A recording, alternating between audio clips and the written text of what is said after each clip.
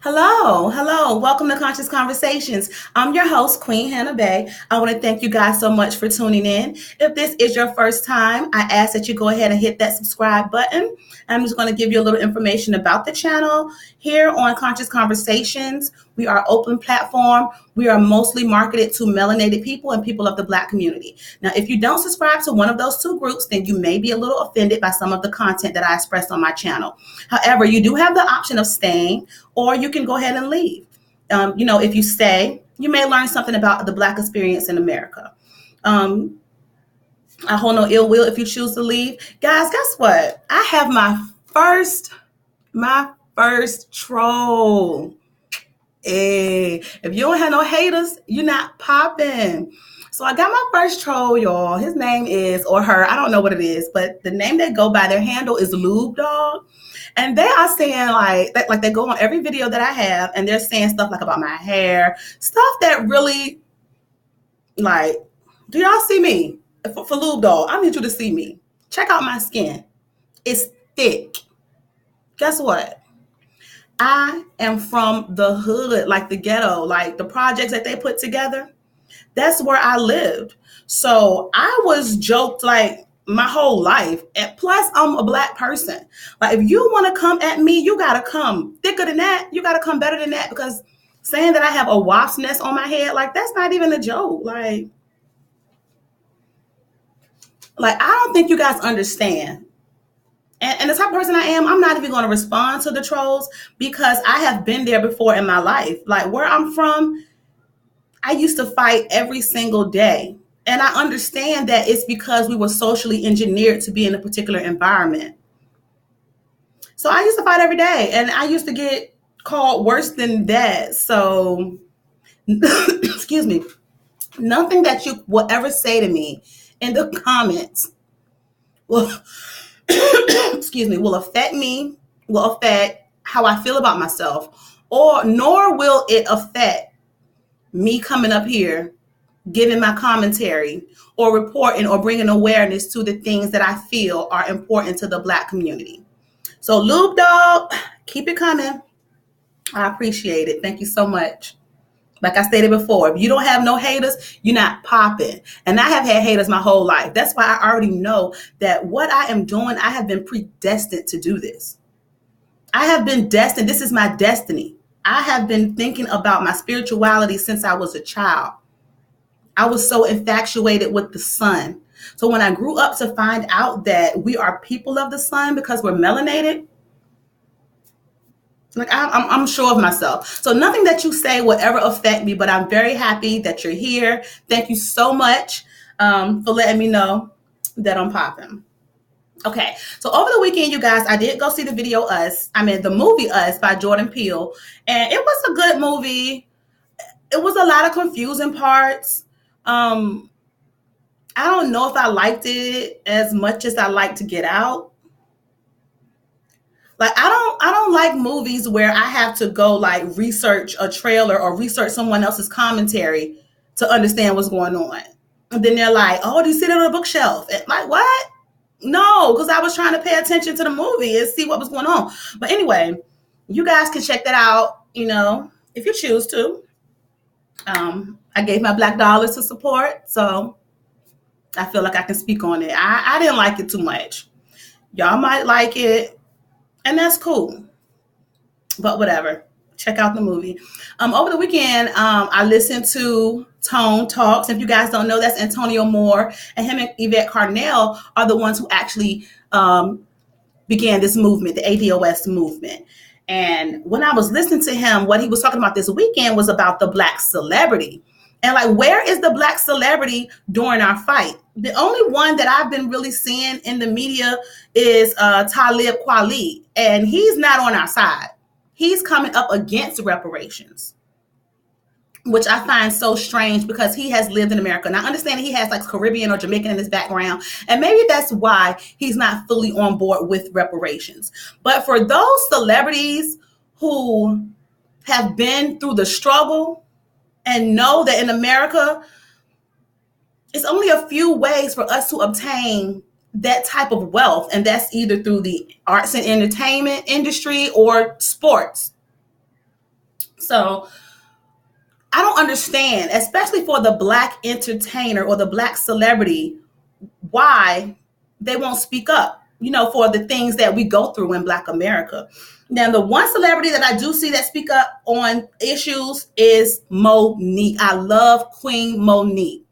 Now, it was a period in time where we were doing our sister dirty, but I think we got back on code with her. I am kind of looking at her a little funny when she caked for Roseanne, but I see where she was going with that. But other than that, Queen Monique is not afraid to stand up and speak her truth. And a lot of black celebrities in America don't want to stand up and speak their truth. They somehow feel because they have accomplished a certain amount of wealth, or they have been able to obtain trophies and awards and, rewards for being musically inclined or for entertaining the public, they feel that they are somehow beneath the remaining members of the black society. They feel as if, I feel that they feel like they are a white person dipped in chocolate, that they are allowed to use the privilege of white people, but they're chocolate. But they don't even understand that it's not true. It is not true. They are living in a fog. They're living in a fog just because they are rewarded with, TV shows, hosting gigs, concerts, Grammy Awards, movie roles. I don't know if I said that. They're awarded all types of things. They can make a guest appearance. Jay-Z and Beyonce, we kick out money for them. They had the On the Run tour. They went on the run twice. And they wanted our black dollars when they went on the run. So if our money is helping to sustain their lifestyle, why can't they speak out on things that affect us?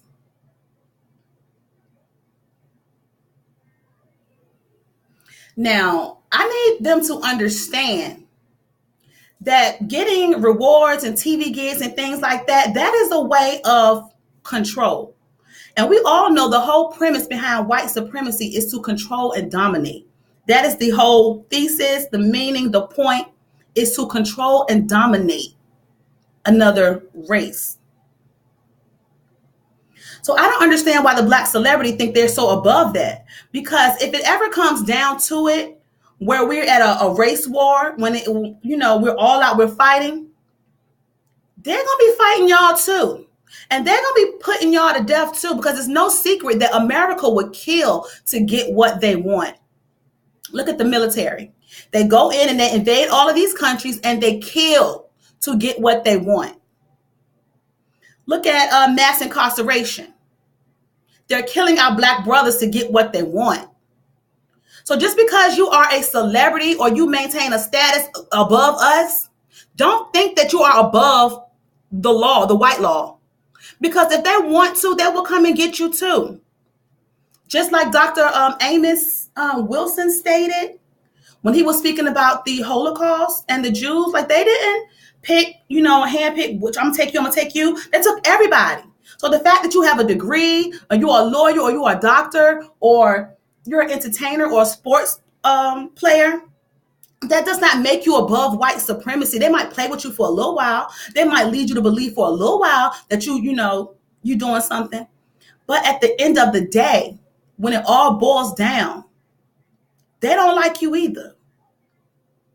They want to dominate and control you as well. And if it ever got down to the fire, they're taking you out too. But I think they're afraid to speak up because they're afraid they're going to lose their little TV shows or gigs or what have you. Sometimes some things are worth sacrificing. When it means your children and your grandchildren, it is worth sacrificing. And another study, when I studied the racial wealth gap, it states how, sometimes black people are able to pull themselves out of poverty. But while they're pulling themselves out, they're working. And it's been stated that their children, even though the parents were able to slightly pull themselves out of poverty, their children have slipped back downward into poverty. This beast of white supremacy is just that, a vicious beast. And we got to recognize what we're up against. And don't think just because you have a little celebrity or a slight little bit of power that you're above the beast of white supremacy, because you are not. Please. These celebrities are under the illusion of inclusion. Well, white supremacy has them under the illusion that they are included in what goes on in America. But honey, no, honey, you're not. I'm telling you, you are not. And that faith, don't let that fateful day come when they turn on you. And then you want to come crawling back to the Black community and think that we're going to have your back. No, we're not going to have your back. We're going to leave you out there to the wolves like you left us. And that's just facts. Again, speaking of celebrities, let's talk about Daniel Caesar. Now, I'm not sure if you guys know who Daniel Caesar is, but he had a song with her. That's one of the most popular songs that I think you guys will be able to connect with. And it's called, what is this song? Like a sweetie? You don't know me, and you'll hold me. It's the thing. Whatever. If you, y'all know the song, Daniel Caesar and her. If you don't know it, look it up. Now, let me tell you, when Daniel Caesar first came out, we was like, ew, with your gap. But guess what? We gave you an opportunity. We let you go ahead and sing your song. We was like, okay, fine. You are right. But then when you opened your mouth, that's when I was like, so recently, Daniel Caesar has been in the news because of some white girl named Yes Jules. Now, Yes Jules is being defined as a PAWG, which is a PAWG, a fat ass white girl. I don't know who comes up with these acronyms, but this is what they identify her as. Now, apparently, she has been in the news about a bunch of controversial statements that she has made towards Black people. She wanted to wear a shirt that said niggas lie.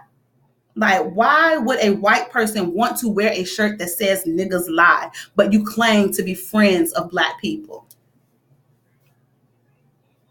Anyway, she also made some comments with talking about two women who are Black activists or what have you, stating that, when she goes to the club, Black men, they chase her down, they want her, and that's why we're mad at her, because she takes the Black men because she has a fat ass, so whatever. She also made some racial comments on a freestyle that she did with Soulja Boy. So basically what I'm trying to get at is, yes, Jules, she's not a friend to the Black community. However, for some reason, Black men feel the reason to pull out their capes and go save the day when it comes to her. So Daniel Caesar was upset that we, the Black community, had a bone to pick with Yes Jules. So he has the audacity to get on his little Instagram and do a whole, matter of fact, let me see if I can pull this up for y'all, because I don't even want you guys to take my word. I want you to hear him and hear how he is talking to us. Okay, now first off, let me show you this girl. Yes, Jules, whoever she is. Hold on. My phone. Y'all, it's not an Apple, so don't be doing all that. See, this is her when she was up here with Soulja Boy. I don't know if you guys can see that, but that's Yes Jules when she did her little racist rap freestyle. But this is Daniel Caesar, and this is what he felt he needed to say to us. Hold on, let me pull this thing up, y'all, because y'all are going to be like, what in the world? Who gave him the right to talk to us like this? Yo, I know y'all see that? I love you guys. Yo, you guys are listening, and I love you guys so much, but we're like talking about something serious. So I'm like, I don't want to talk about shows or like being, like artist stuff. I don't know which Black people are in here, but I want you guys to talk up right now. Why do we? Why? Can y'all see that? Why are we being so mean to Jules? Why are we being so mean to white people right now? That's a serious question. why is it that we're allowed to be disrespectful and rude to everybody else, and when anybody returns any type of energy to us, that's not equality. I don't want to be treated like I can't take a joke. I just went through the fucking Chappelle shit, and I had to, like, in the moment, acknowledge that I was being fucking sensitive. You know what I'm saying? And that I need to be able to take a joke just like everybody else. That's what it is. People are allowed to say what the fuck they want. And I'm allowed to feel how I want, but it's like, am I going to fight them, or am I going to accept what they have to say and keep it fucking moving? Why are, like, I only treat people that I don't respect and don't think that they can take a joke. I think that they're less than me. Those are the only people that I don't fucking say my honest opinion around. And that's disrespect. White people, I see what you're saying. White people haven't been to us in the past. I have what are you going to do about that? Tell me what you're going to do about that. There's no answer other than creating understanding and keeping it moving. That's some biblical shit. You're bridging the gap. You have to bridge the gap. I'm sorry, I'm drunk as fuck right now, okay? But I don't care. That's not helping. I've seen it. As we are an independent company, Golden Child is an independent company. As an independent company, me and my dogs right here, we have the opportunity to employ black people. We put so much money in black people's pockets, but also we put money in white people's pockets. That's just what it is. You guys are all I'm saying, you have a pure soul because your goal is love. All I want is love. I'm gonna keep it honest. And you say what you guys want, but it's like, I truly believe in what I'm saying right now. I don't think that being sensitive to the point of not letting someone else say what they want around you. And you can be offended. That's fine. Tell them that they're a piece of shit. But it's like, to not allow people to say what they want doesn't help you. You have to look, are we? I'm in here. I'm trying to record something. Like, are we on top of society? Excuse me, you guys. My sister's at the door. You can't win the game by choosing. But can you guys? Okay, so I guess it went out. But did you guys see that video? Did you guys see the video of Daniel CEASAR, honey? I don't know who he thought he was talking to. Like, who gives you the right to talk to me with such disdain? You don't get to tell black people how we need to treat white people. If you need a history lesson, we can go ahead and provide that for you, Ashton, because Daniel's not even your real name. Not even your real name. So, Ashton, why did you have to take on the name of Daniel? Is that because you want to sound black and push your music? Is that what it is? And then for you to say you mean exactly what you say, you think you're right? You think we're being mean to white people? Well, check out all the things that white people have done to us. How about being enslaved? How about having your culture stripped from you? How about being redlined where you can't even get a loan to get a house? How about being discriminated against where you can't even get a job? What about that? What about every time, even driving? I can't even drive without a white person thinking they own the road. So who gives you the right, Daniel, Mr. Canadian? You're not even American. You cannot even relate to the black experience in America because you're from Canada. So you don't even know what it's like to be a black man in America. So just because you think you got a little bit of money, you think you can come and talk to us any kind of way. But guess what? When your little money run out, don't think you can come back and run to the black community and think you're going to buy your music. Because guess what? I'm going to remember what you said when you said, mute me. Don't buy my music. Guess what? I'm muting your ass and I'm not buying your music. And if I see anybody else buying your music, I'm taking it out their hands. And I'm going to play your video and I'm going to let them know how you feel, how you truly feel about black people. Now, I noticed in the video, you sitting around a whole table full of white people. Now, let me give you another lesson on white people. They don't have friends, boo-boo. They don't have permanent friends. What they have is permanent interest. And the fact that they are interested in your music career is the only reason why they're associating with you. Once you stop singing through your gap, they're going to stop paying you, boo-boo. And what you going to do then? What are you going to do then? And I also want you guys to realize You black people are going caping harder for white women than you do for your own race. When that same white woman is going to turn around and cape for her race, she going to throw you clean under the bus. So don't think you can run back to us when your little rant, when your little 5 minutes of fame is over, when you start really getting muted the way you asked us to mute you. Once we really mute you, don't come back now, y'all. Y'all know he done issued an apology now. He done issued an apology. He said he was drunk. Boy, guess what? Guess what we all know in the black community? A drunk person speaks a sober mind. We all know that. So you meant everything that you said. And even in your apology, you still said that you don't feel that you were wrong. Well, I don't feel that I'm wrong for telling people not to listen to your music. See, it's the black celebrity, you guys. Beyonce. You keep telling us to get information. Well, the ADOS, we getting information. We got women out here that's getting information. And where are you, B? What happened after New Orleans? Remember? What happened? So the black celebrity, I'm going to need y'all to go ahead and step up. The black community, I'm going to need you guys to go ahead and step up. And don't let people like Daniel Caesar talk to you any kind of way and threaten you and tell you to mute his music. And he don't care. Well, if you don't care that much about the black opinion, then you don't care about my black dollars, my green dollars. You don't care about it. So guess what? I will mute you. Yes, I will. I have no problems with muting you. You just came out. I'll mute you faster than I mute R. Kelly. He got classics and hits, boo.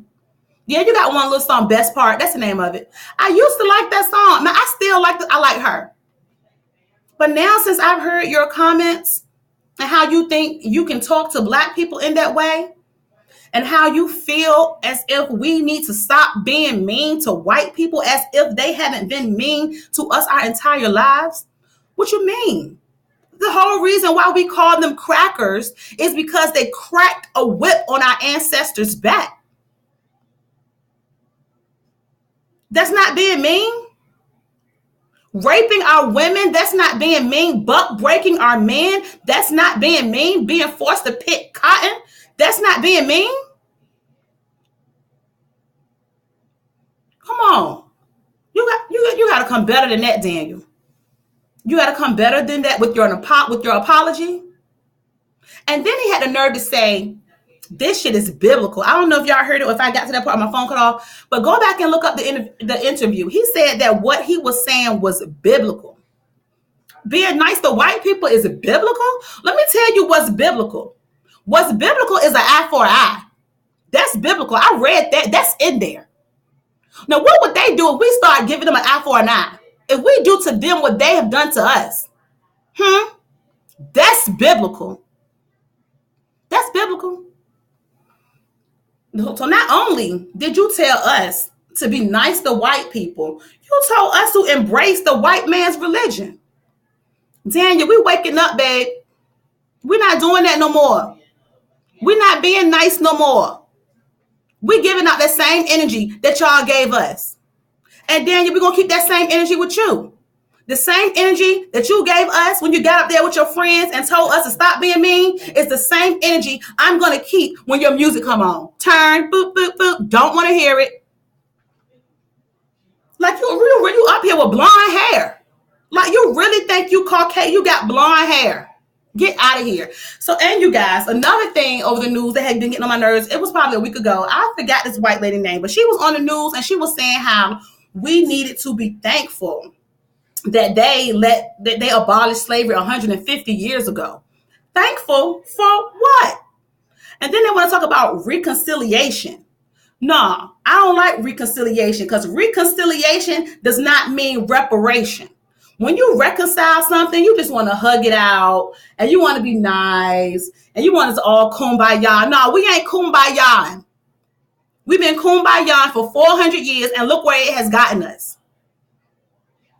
We have kumbaya ourselves into bankruptcy. We have nothing. We don't have nothing. We don't have nothing to begin with.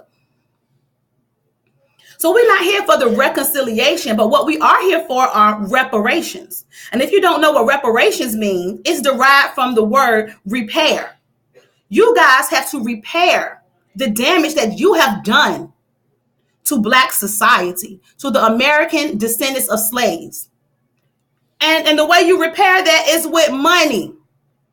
I don't know if y'all remember Different World, when they had a little election going on, and it was like, trust and change don't mean a thing if you got mouths to feed. I need money, okay? Money is what we want. Money is what we need. Trust and change don't mean a thing if you got mouths to feed. And that's the realest episode I've seen. Okay? So don't holler about repair, reconciliation. No. Reparations. A specific injustice has been done to us. A specific claim is what we have, and we're taking that up with the United States government. It's been too long. If you guys would have given us our 40 acres and a mule, you wouldn't even have the backlash that you have out here today. If you guys would understand the history of what you've done to us, you wouldn't have the backlash that you've done today.